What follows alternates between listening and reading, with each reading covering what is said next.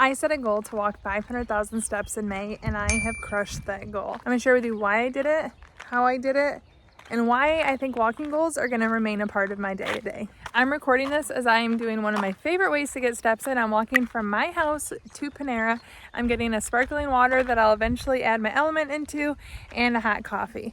I live round trip, it's about 3 miles for me to walk to Panera and back, and it's literally been my favorite way to get out of my house, get some steps in, and get some fun rewards, and come back home. So it's a beautiful day, and I thought, what better way to document this journey than to take you to Panera with me. Now, before we get into the walking, I do want to remind you, I don't think that your fasting journey has to include movement, especially at the beginning. I lost my weight and I maintained my weight loss, most of it without any workouts associated with it, especially at the beginning when I lost the weight. However, I've been doing this for 4 years, and I naturally am finding myself ready for the next step, and walking is something that I love. 2 things that got me interested in doing a big goal were reading The Joy of Movement, which is a really great book, and then also I watched this video from a fellow faster YouTuber, Autumn Bates. She shares the stress benefits, especially if you compare walking to running, and really kind of got me interested in monitoring my walking a little more and just doing more and tracking it. Before doing this, I actually thought I walked pretty close to 10,000 steps a day. It wasn't until I started monitoring it in preparation of this that I realized I was walking far less than 10,000 steps unless I was extremely intentional, which is why this has been really good for me. Even though I wasn't getting close to 10,000 steps, walking was a habit that was part of my day. I like movement and I like walking. Or I should say I like walking as my movement. It's something I enjoy mentally as well as physically. I just wasn't getting as much as I thought I was. And one thing that I remember reading from Atomic Habits by James Clear is that you shouldn't try to optimize something that's not even standard or standardized in your life. So first you have to standardize it, make it part of your life, and then you can optimize it or fine tune it. So walking was already part of what I like to do before I made the goal of getting 500,000 steps for a month. And I'm happy to say that as of yesterday, I crushed that goal. So I am gonna be well over 500,000 steps. That's so many miles, and I'm super proud. I'm excited that I did it, and I have lots of lessons learned that I'll be taking forward with me from here on out. Okay, we're getting closer. So before I share with you the benefits, I have to cross the busy streets, get my drinks, and then we'll sit and chat.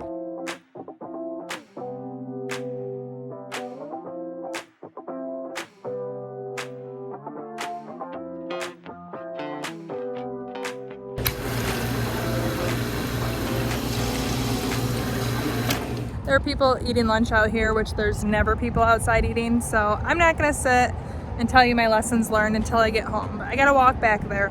I'll see you then. I'm just gonna say it's much more pleasant to walk with empty cups than 2 full cups. They get heavy.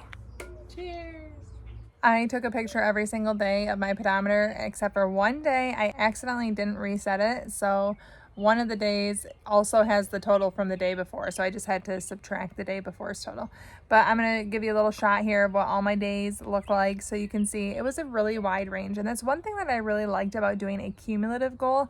I didn't want to feel like I was a loser if I didn't get 17,000 steps every day. There were some days that I got 28,000 steps. There were some days that I got 9,000 steps.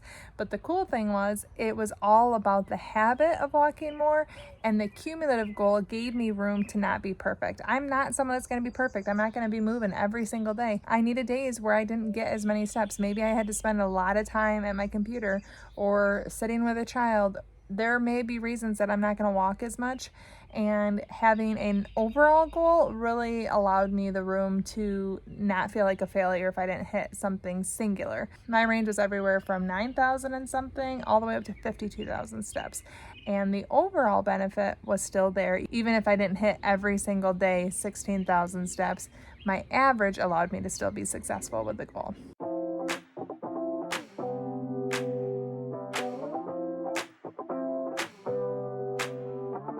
Another thing that I really loved was that this is a group challenge. So many people join this challenge, whether 500,000 steps or 10,000 steps a day, whatever goal worked for you as an individual. I would love to know how your month went in the comments. Be sure to check out other people's results.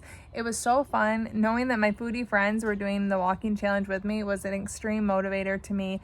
Even when I wanted to sometimes sit and edit instead of walk at my stand desk, it was motivating knowing that there were others doing it with me. Be sure to share below. I love doing this challenge, and I hope you found success or you find motivation to do a walking challenge yourself. And if you want to see the video that I mentioned where Autumn Bates compares the benefits of running to the benefits of walking, you can check out this video right here to get the full scoop. Thank you so much for watching. Ciao, Donna, ciao.